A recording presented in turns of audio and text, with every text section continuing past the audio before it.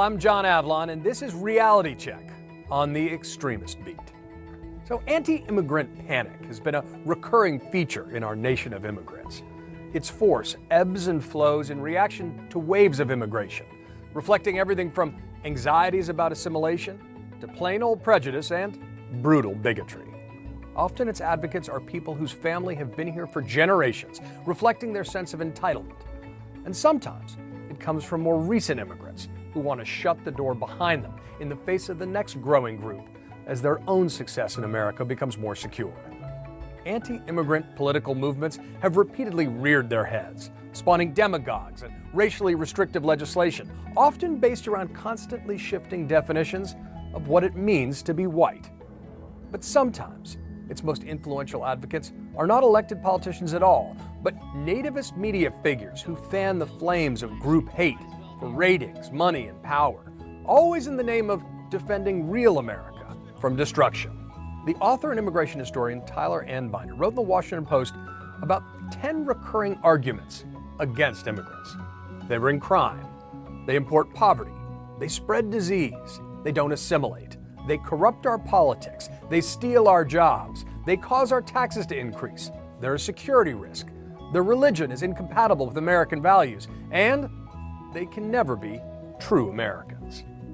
Of course, we see variations on these themes playing out in our media and politics today, especially in the Trump-Fox feedback loop. Thousands and thousands of people on the bridge. When you looked at that bridge loaded up with people, that's called an invasion of our country. 2,300 a day have nowhere to go. Where are they going to end up? They're just streaming across. This is a flat-out invasion. And this drumbeat has a measurable effect. Get this. The Gallup poll showed that 23% of Americans said immigration was the #1 problem facing the U.S., more than doubling from below 10% in 2015, the year Trump declared his candidacy. But as my next guest explains, the appeal of these anti-immigrant political and media figures, always wrapped up in red, white, and blue, might surprise you. Joining us now is the Pulitzer Prize-winning journalist Jose Antonio Vargas, who wrote a celebrated essay for the New York Times disclosing his own undocumented immigrant status a decade ago. He knows the power of conservative media personally, not only when its fire's been directed at him, but because he's seen it impact the political beliefs of his own immigrant family. And in some ways, of course, anti-immigrant rhetoric has become more mainstreamed than at any time in decades. So I want to play this clip from Tucker Carlson, repeating some of the riffs that you'll recognize, and then get your reaction. We're importing people from places whose values are simply antithetical to ours. Who knows what the problem is? But there is a problem. And whatever the cause, this cannot continue. It's not sustainable. No country can import large numbers of people who hate it and expect to survive. When Tucker is talking about how we are the antithesis of this country, I actually think, right? So I live in California. I would argue that undocumented Californians and undocumented immigrants in this country actually show and prove to Americans what it is to be an American. Because you actually have to fight for it. It's not something that lands in your lap, right? So if I ask Tucker Carlson, for example, what has he done to earn his U.S. citizenship? I'm just turning the question around, because for people like him, the question is, oh, people like me should earn our citizenship. So let's turn that around. What has he done to earn his? What, birthright? Is that it? This country got to be so great because people who were born here, right, didn't have to fight for anything? And Tucker, I actually used to go on a show quite a bit. And the last time I was on a show, I did it live from DC. And 5 seconds before we were to go live, he said to me, I should have called ICE. It would have made for good TV. And then we were live. Jose Antonio Vargas is an illegal immigrant. He's also the CEO and founder of Define American, a pro-illegal immigrant organization, and he joins us now on the set. I literally sat there just fuming because his goal was to get me, basically make me feel as uncomfortable as I possibly could be, and I was really uncomfortable. I looked at him and I said, guess what, Tucker? I actually called ICE myself. I called ICE myself in 2011. I'm like, hi, I haven't heard from you. Obama was deporting tens and thousands of people, and I don't know why I wasn't one of them, right? What did they say? I am here to tell, well, actually, they said no comment. That was the answer. No comment. Right? And again, I think that's a metaphor for how most Americans think of undocumented immigrants in this country. No comment. So long as you have your salads and you get your babysitters and you get the labor that you need, right? Or you can demonize No them comment. for ratings. When we come back, Jose will tell us how his own immigrant family was influenced by Rush Limbaugh on the radio to become not only more conservative politically, but conservative when it came to immigration. That's when we come back.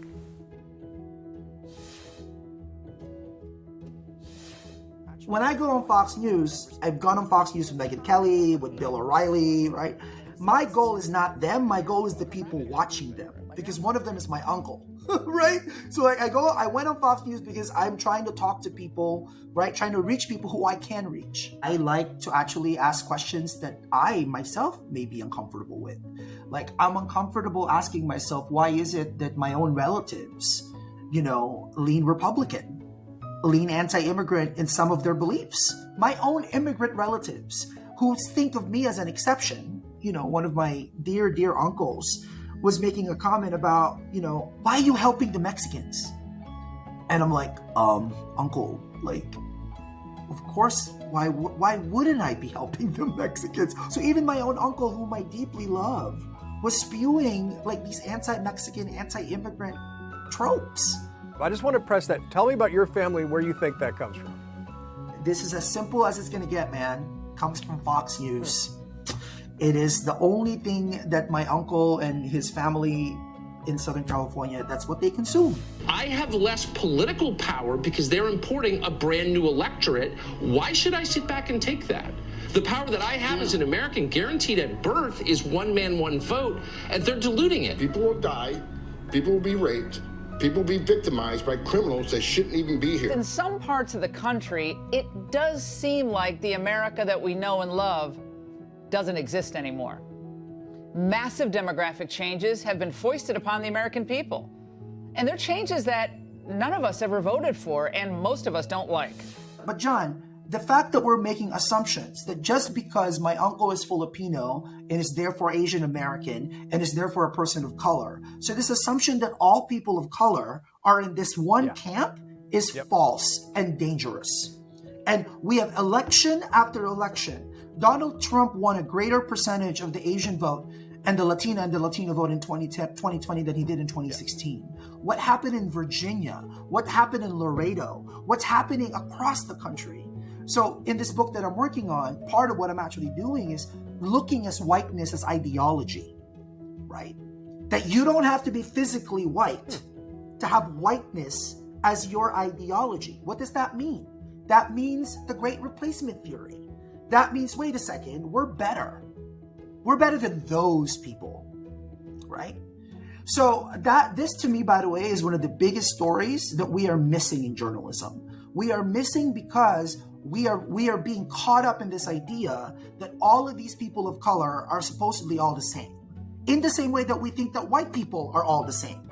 And they are not. In the same way that people of color are not.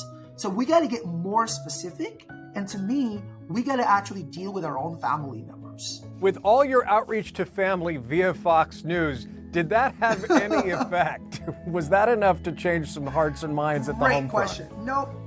It has not been enough. This is a continued, but again, I am fighting decades of this.